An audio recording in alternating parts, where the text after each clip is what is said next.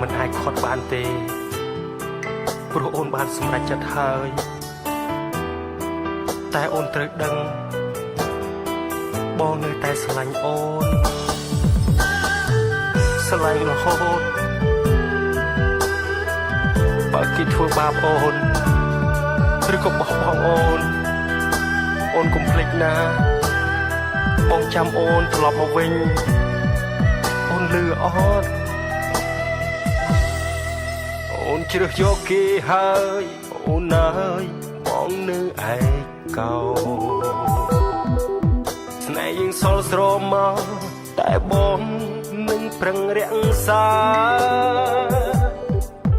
ចង់ឲ្យដឹងនៅស្រឡាញ់អូននៅចាំស្ងួនគ្រប់វេលានេះហើយជាស្នេហាដែល